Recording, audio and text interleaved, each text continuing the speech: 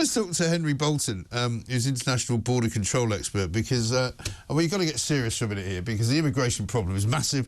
We've got stories in the papers this morning in the Times all over the place saying that basically they were shocked to the increase in immigration. Well, I don't know why they were shocked, because nobody else was. I mean, everybody knows immigration's out of control, and we get about 1 million people coming into the country every single year. They got it wrong last year by a factor of about 200,000, but it's now costing us £8.3 million a day to house asylum seekers in hotels. 41,000 is the average cost of housing one asylum seeker per year. According to The Sun, £5.4 billion was spent on the asylum system, up 36% from the year before, and there's about 35,600 migrants in hotels at the end of September. But more coming. There'll be more coming today. There'll be more coming tomorrow. There'll be more coming over the weekend. Henry, very good morning to you. Morning, Mike. Morning. So I mean, this is reaching epidemic mad proportions, isn't it? You know, the idea that we keep looking at these numbers and expecting them to go down, and the Times this morning is saying that people in government are shocked that they've gone up. I mean, why are they shocked? Nobody else is. Well, no, Mike, and I know you said we've got to be serious, but it actually is a bit of a serious point that the people who are organising bin collections seem to be the same people who are organising our borders and our immigration policy. It's about the same level of capacity, isn't it? Indeed, but perhaps in some way we can sort of marry the two together. I don't know, but anyway. But no, look, this is in the last year's statistics. We've got approximately 1 in every 70 people in this country arrived during that 1 year. Right. And the number of people we've got in hotels, being accommodated in hotels at the moment, is almost exactly half of the size of the British Army. Now, we are not investing in any meaningful way in policing, in infrastructure, in anything, any of our public services and utilities. And it does not take a rocket scientist to figure out that at some point the pressure is going to become overwhelming. Yeah. It already has done in many places, I'd argue. And talking about rocket scientists, there is the argument that most of these people contribute to the British economy. Well, that's absolute rubbish, because only about 18% of these people came in on work visas. So, the others are... Also, I'll take your point. They do contribute to the economy. They help supply cocaine to people on bikes. They help drive the old, Deliveroo market and bring you your hamburgers at 4 o'clock in the morning. But that's about it. But this is part of the picture again, Mike. I mean, it's so incredibly frustrating, because I've been banging on about this for years. But we talk about immigration as though it's a standalone issue. What you've just said is absolutely right, because a lot of immigration, not the majority, but a significant amount of it, is actually linked to organised criminality. There are people working on the black market, there are people working in support of organised crime.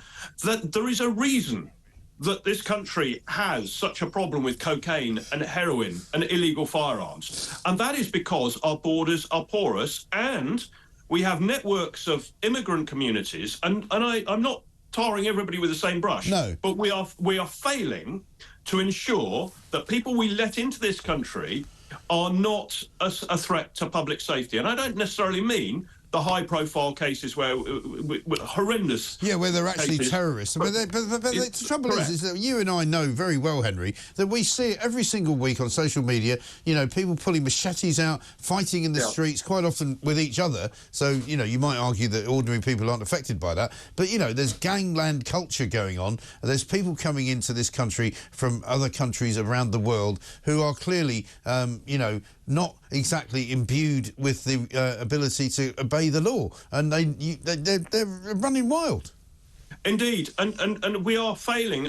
We ought to talk about solutions a little bit as well, but we are failing to help immigrant communities, those people we let in. And by the way, all of these people, it is a conscious decision on the part of officials at various levels of government, whether it's in terms of policy or directives or individuals making decisions in government, in the civil service. Yeah. It is a conscious decision to let these people in and give them leave to remain. Yeah. So that's important to note. This is not some natural phenomenon that we can't do anything about. It's a conscious decision in every case. Yeah.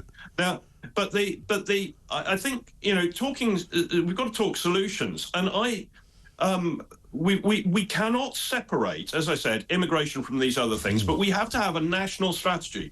We have to deal with all of the push factors, why people leave the regions. I bang on about this all the time, but hopefully somebody in government one day might be listening and that might have drunk their coffee and actually go, actually, there's a point there. We need to deal with all of these things together, not one at a time. We need to have a comprehensive and fully integrated strategy that deals with the myriad of push factors, the various pull factors. Why do they want to come here? Because it's bloody easy. That's why. But hang on, and when they get here, it's easy to stay here. But also, the Labour government, Henry, said before they got into power that they had a plan. That they knew what they were going to do. They were going to smash the gangs, which obviously they haven't done. They've arrested one bloke from Kurdistan. They've now done a deal with Iraq where they're going to give them 800,000 quid in order to try and stop people from leaving Iraq, which seems to me to be a complete and utter waste of money because basically people leave Iraq to get away from being persecuted. That the government doesn't help them to go. The government doesn't want them to go. So they're now going to produce a white paper to see whether or not certain industries or businesses in this country are too reliant on immigration. Well, you don't have to do a white paper or an inquiry into that. You can just walk down the street and have a look and see where people are working, can't you? Indeed, that's kicking the can down the road. But the money thing for the Kurdish area of Turkey and so on, I mean, that's a long topic, but it's not going to work, Keir Starmer. It will not work. The way to do this is to embed law enforcement and intelligence officials inside these law enforcement and intelligence agencies along the route, if you want to deal with organised crime, and give them control over the budget. So if there's a local operation that they want to be that they're helping to put together that requires resources, then we fund that specifically, and it's in the control or it's in the hands of British officials. But you mentioned Keir Starmer. Look, I've looked in depth at the policies of all of the political parties, Mike. Which one has a credible approach? Well, none of them are in any way satisfactory. But the only one, believe it or not, that I think is credible, not just in what they want to do, what they say they will do, but the how and the why and the resources and so on. The only one is the SDP, the Social Democratic Party. Reform say things really convincingly, but it's all the sort of what we intend to do. We'll leave the ECHR, we'll stop the boats, we'll put the Navy in the Channel, whatever. But it's words. I want to know. So what are the SDP saying then? What's got you hooked into them? What do you think they are going to do that nobody else is going to do?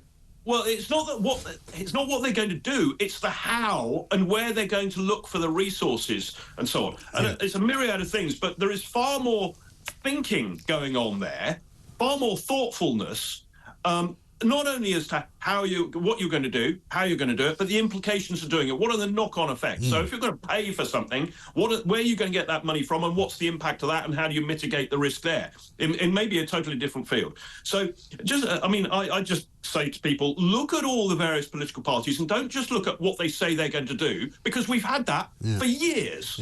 We're going to do this, we're going to do that. We're getting it from Keir Starmer now.